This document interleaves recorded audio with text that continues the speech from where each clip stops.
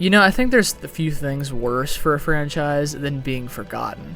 Sure, you can have a franchise just get straight up ruined, but just fading off into the background after being prominent at one point is just such a tragic thing to me, especially when a franchise is as big and powerful as it once was. And I don't think any franchise, especially in gaming, really encapsulates this feeling as much as the Halo franchise does. And because of this, I hold the strong belief that Microsoft should end the Halo franchise. Hey y'all, this is Jake Rasek, and with the recent news, or rather not so much recent news, but soon to be release of Halo Combat Evolved Remake, it really makes me think that this franchise should be put to rest. Let's go ahead and get into my reasons for why. See you on the other side.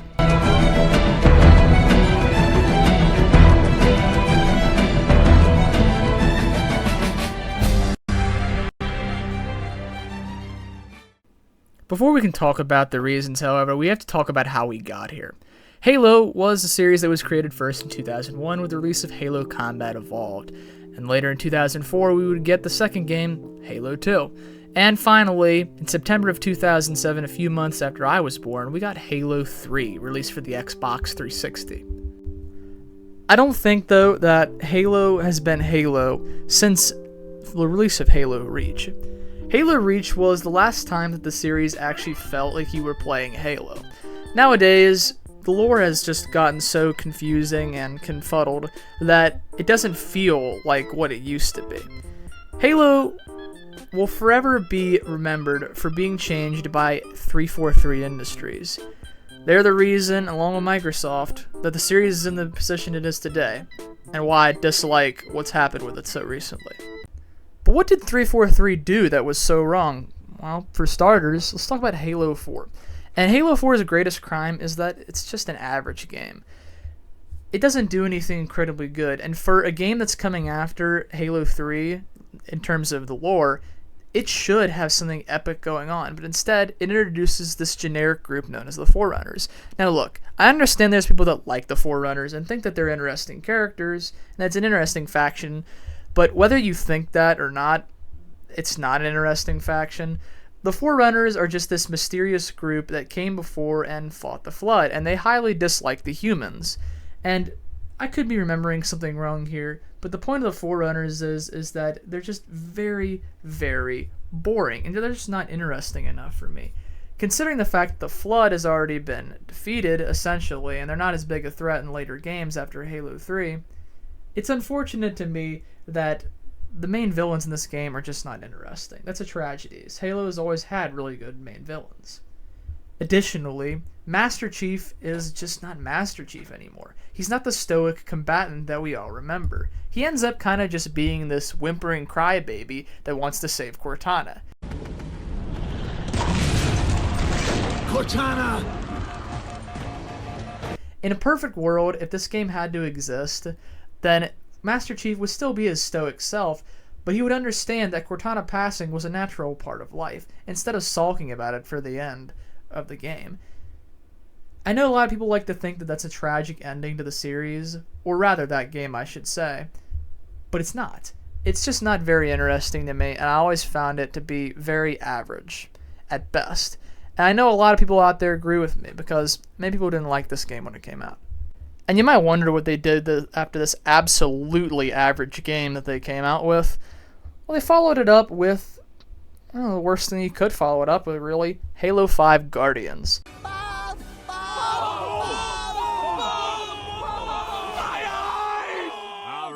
All right. Halo 5 is just a mess, and I might get into it in another video, but Halo 5 is a game that truly has too much going on. Too much dip on its chip, so to speak. Halo 5, for one, is far too complex in the lore, whereas Halo 4 is a little simpler for my taste and tries to be complex at the same time. Halo 5 goes too far into complex to the point where you have to read like 15 to 20 different books and watch different TV shows, plus you have to play some other games that are not part of the main story. For example, one of the characters in the game, Buck, who becomes a Spartan, you would not know who he is unless you, at the bare minimum, played Halo ODST and realized that he was one of the ODSTs in the game that you play with. And look, that's fine and all if you want to have an expanded universe with the franchise. Hey, I'm all for it. I like expanding on the original 3 games as much as possible, and everybody else does too. Look at how successful Reach was. But when you have to read like 15 to 20 different things to understand why what's going on is going on, it's really annoying. Plus, after last game having Cortana supposedly die off as her AI was too old and she just wasn't able to continue living, well, we got pretty much the worst direction you could take with Cortana. She came back, and not only did she come back, now she's evil, and she controls these things called Guardians, which we don't know, and we don't know what they are, and, they don't really explain that after that point. And that was pretty much the end of Halo 5, a game that is incredibly confusing, not very well made, and makes Master Chief just look like an absolute cuts. He's just a terrible... it makes Master Chief look even worse than Halo 4, in my opinion. And you shouldn't be doing that to one of the greatest characters that's ever existed in the face of gaming. And then, their most recent entry in the long line of their games they've made, Halo Infinite. Oh boy. This game is just, I can describe it really best as spinning its wheels in the mud. The game is going nowhere fast, especially from its narrative. Now, gameplay-wise, I think it was phenomenal. The weapon selection was awesome. That new wrist gadget thing that he uses to pull himself around, the grapple that Master Chief has, I think it was fun. It was very entertaining. And hey, even the faction that they had to fight against, it's no Covenant, it's not even the Flood or anything like that, but I thought it was alright. The Banished, I think, are pretty interesting, if played well. The only problem is that there's a lot of things that they kind of introduce that kind of spill over with that convolutedness that was in Halo 5, such as the Endless, for example. The Endless are a similar concept to the Forerunners in that we know even less about what they are, and we probably never will know, because who knows if this franchise will continue on. I don't know. If Halo 7 does happen, who knows if the Endless will even be brought up. It's a plot thread that, or rather character I should say, that we'll never really understand or see again. And that's just weird. All this goes to say that 343 has really kind of fumbled the bag, and by kind of I mean they dropped the ball into the other team's end zone. They picked it up and ran it all the way back for a touchdown. They fumbled this so hard. I mean, seriously, you had 4 great games and some extra stuff like ODST and Halo Wars that were really good games, and pretty much nothing Bungie made was that bad. I mean, I'm sure Reach was a little contested when it first came out, but everybody loves it now. But 343 really hasn't put out anything that's good. They've put out some okay stuff. Infinite is the best they've done. It's by far their crowning achievement, and it's just okay.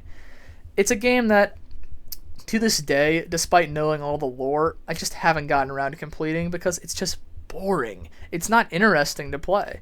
And that's the greatest crime of all, I think. It's just not a very fun game, and I think 343 has done more for the worse to Halo.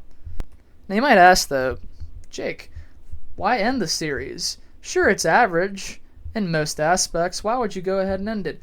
Because I think that's a great crime to a franchise as important to the gaming industry as Halo is. Halo is one of the most important franchises that's ever graced the face of gaming.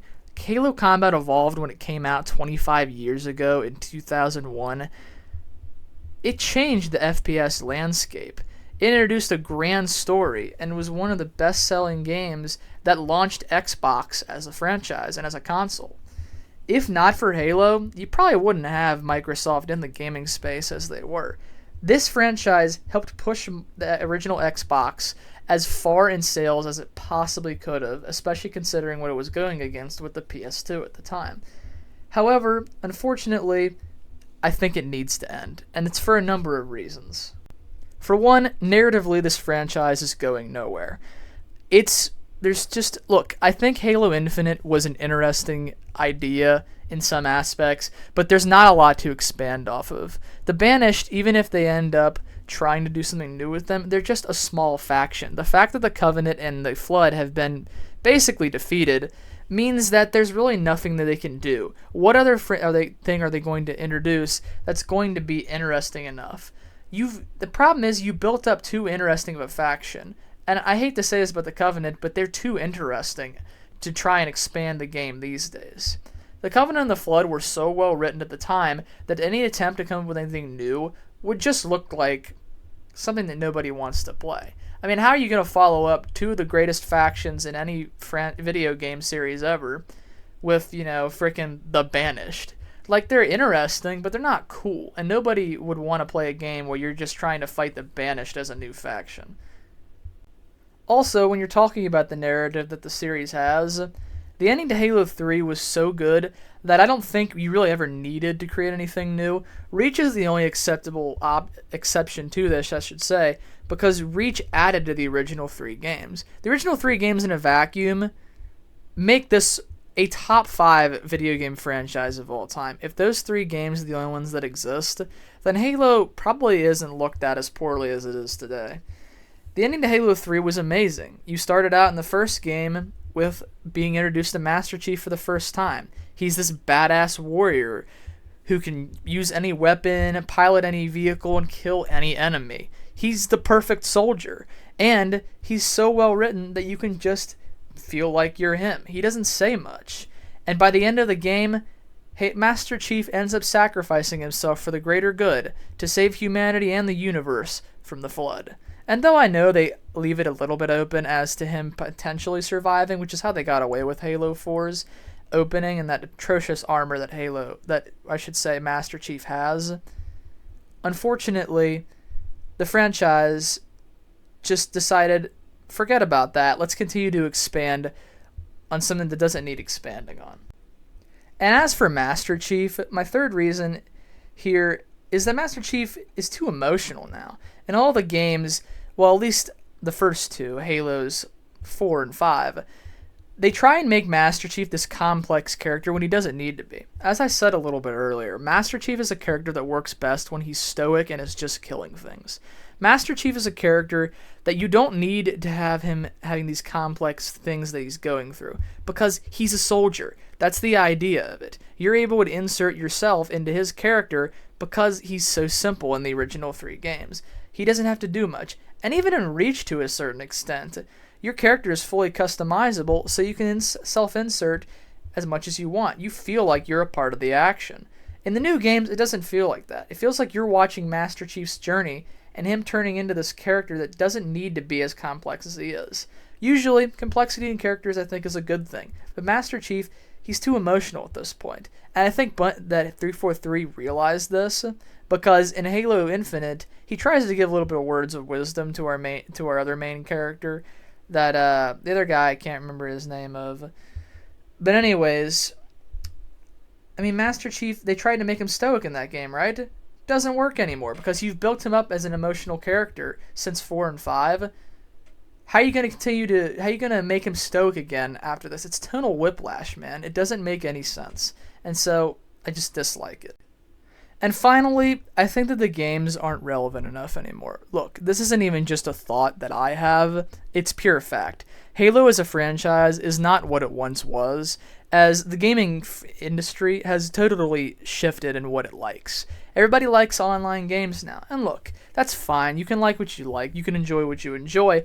But if you're going to continue to try and create a narrative around this series, it's for an audience that doesn't want it anymore. So the question is, why even bother? Let the franchise die off and save a little bit of the respect that it once had by just ending it. Let those who remember it, and those who don't. And so I think that that's an unfortunate thing that continues to live on, despite the fact that not as many people care anymore for it. And with all this said, that'll be enough for my opinion today. I hope you enjoyed this video, and if you agree with this opinion or have a dissenting one, drop it down in the comments. I'd love to engage with any of y'all and have some conversations about it if you have any disagreements. But other than that, I've been Jake Rassick. You have a wonderful rest of your day.